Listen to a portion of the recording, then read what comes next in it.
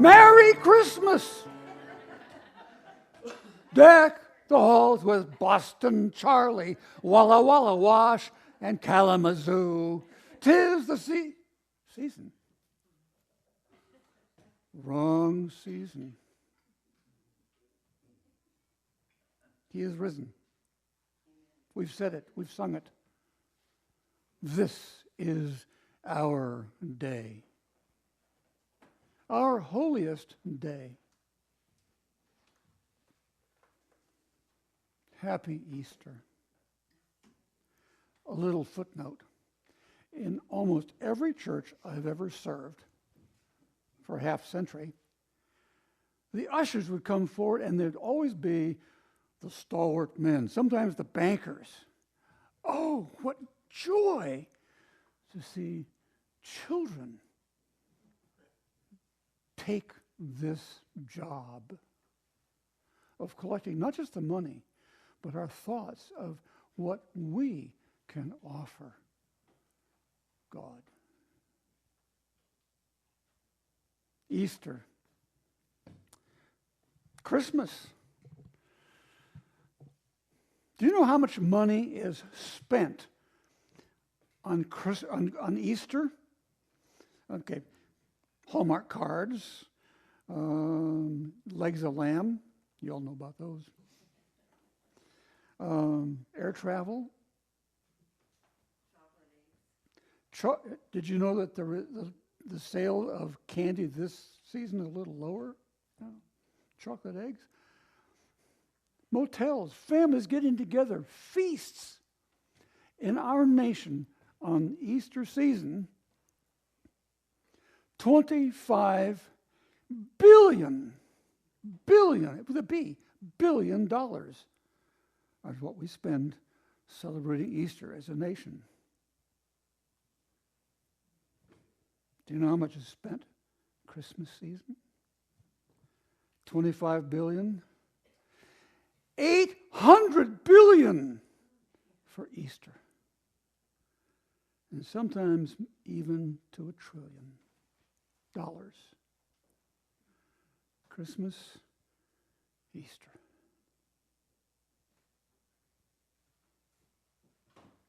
Without Easter, this is nothing. It's just another baby born, out of 100,000 born that day? Without resurrection, Christmas is nothing. Why is that? Why is it we're so ready to pick up that baby and squeeze it? Johnson's baby, it smells so good. Whoops, hey, do it yourself. It's tangible. Touch it, see it, cuddle it, be irritated by it. We have a creche scene which we put out in our living room. It's an Italian porcelain, hand-painted sort of thing. Very, very pretty. Yeah, there's some shepherds and some wise guys and camels and sheep and I think there's a cow. There's an old man standing there with a staff. It's got to be Joseph, There's a young woman, obviously Mary, and there's the manger and baby Jesus. It's a reminder of us. It shows the story of the birth of Jesus. Christmas.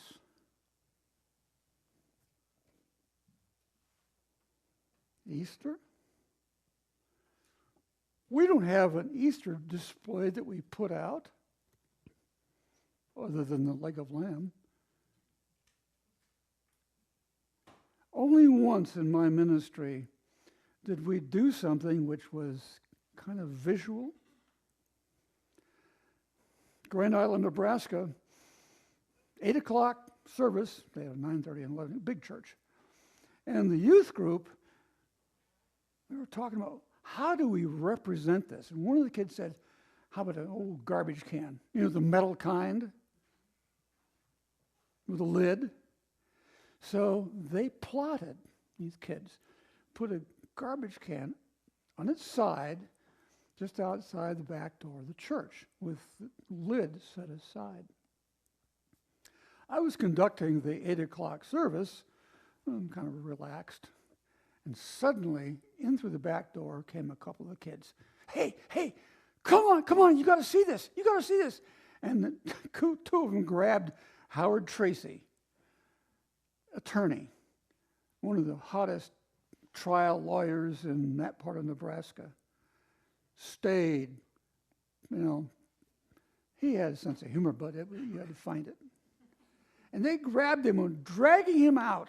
He's looking, what's going on? Oh, you got to see this. You won't believe it. Pulled him around and showed him this empty garbage can. And he said, Christ has risen. And old Howard looked at me and said, yeah.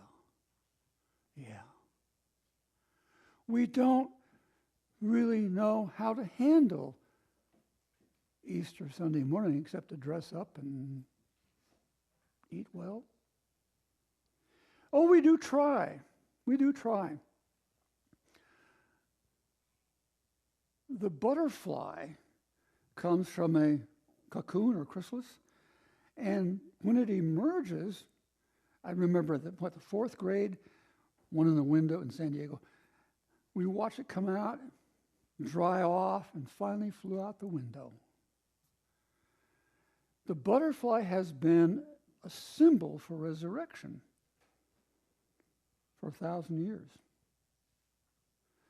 What other symbols can you think of about resurrection? Cross. Sorry? The cross. I mean, it's not, but that's used as an Easter symbol. The empty cross, right. But now if you're in a Roman Catholic Church, it's a filled cross. And there's a bit of controversy of it. But you're right, Pam. What other things strike you as being... Yes? The empty tomb. The garbage can, yes. Blooming flowers. Those first little green things that poke out of the ground. Sunrise.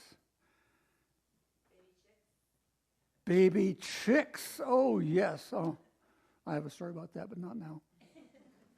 The women seeing first and gathering everyone around them to come view it as well. Come and see. Yes. Thank you for raising that, because they're the ones who experienced resurrection. They experienced the risen Christ. And then others began to experience the risen Christ. Curiously, I find it curious, that the disciples had different experiences of the risen Christ. Mary Magdalene and Mary, right there at the tomb. In another gospel reading, Mary Magdalene meets whom she's imagined to be the gardener. And then she realizes it is her Jesus. Don't touch me yet. And the two on the road to Emmaus, they didn't get it until the risen Christ had disappeared. Did not our hearts burn within us while we talked with him? And good old Peter, he's a bull in a china shop. He's fishing naked. Otherwise, your clothes get really stinky. He puts on a loincloth, jumps in, swims, and he meets his Lord roasted fish on the fire.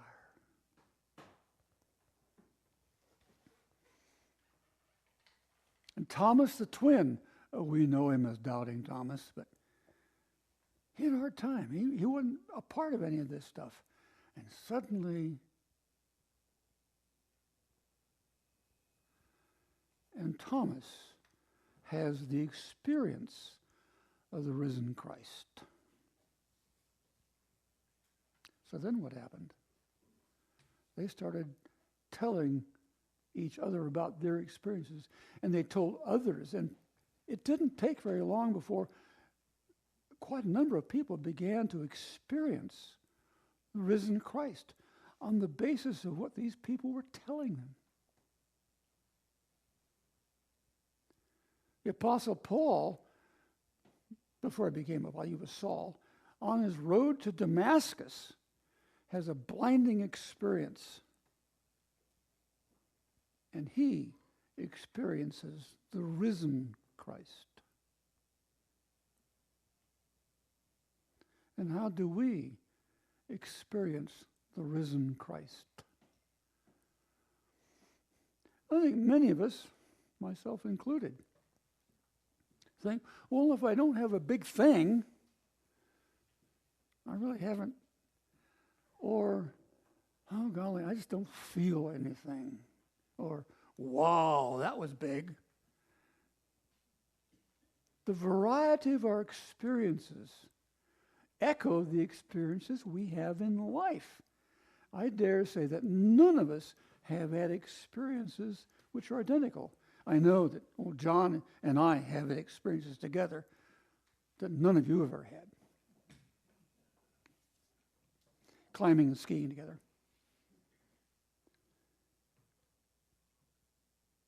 So, how did this happen? How did resurrection take place? How? I mean, for the last several hundred years, we are people who ask how. You know, how does a helicopter work? Jerry can tell us exactly how it works. Bunch of spare parts flying in formation, right? Okay. How does the rancher know when his cattle are going to start dropping them in the spring?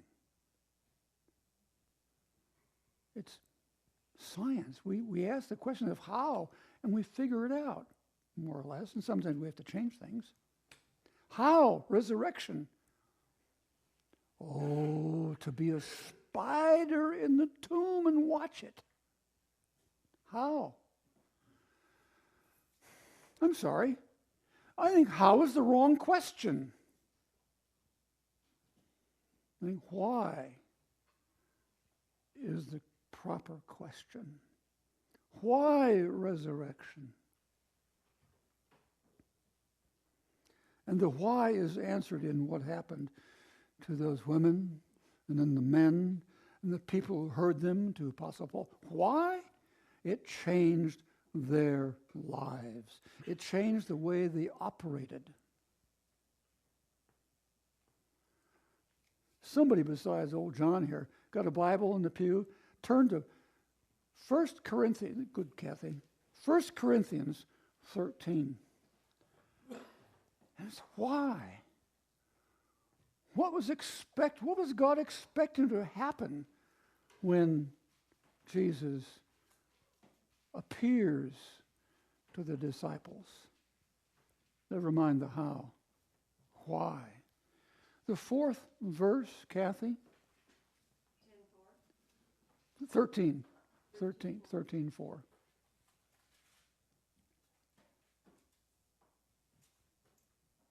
First Corinthians 13, 4, and a few.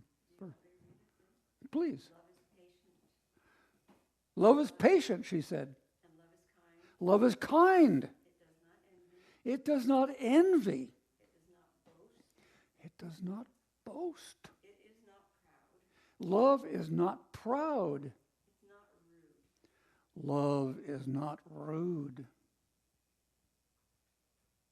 It is not self-seeking. Love is not self-seeking.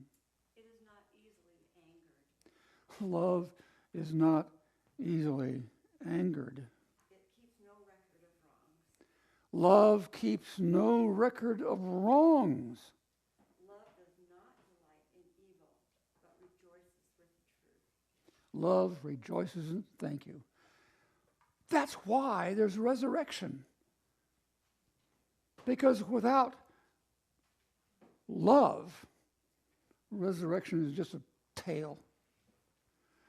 But those disciples and the people who followed them, and the people who followed them and heard the story over and over until finally one guy named Mark in Rome wrote it down, the Gospel of Mark. In another place, Greece and in northeastern Palestine, two guys wrote the story down using Mark as an outline. And they expanded with what they've heard and what they got from other sources. The Gospels of Matthew and Luke. And finally, around the turn of the first century, a man by the name of John, probably around Turkey, Western Turkey, maybe an island, summarized the experience of all the people who said Jesus is Lord. In the beginning was the Word, and the Word was with God. And the Word was God, and we have beheld his glory. That's the why of resurrection. The resurrection isn't just simply little girls in dresses or little boys doing cute things. There's another story. Not now. You've heard it? Pins and coffee cups. Oh, okay.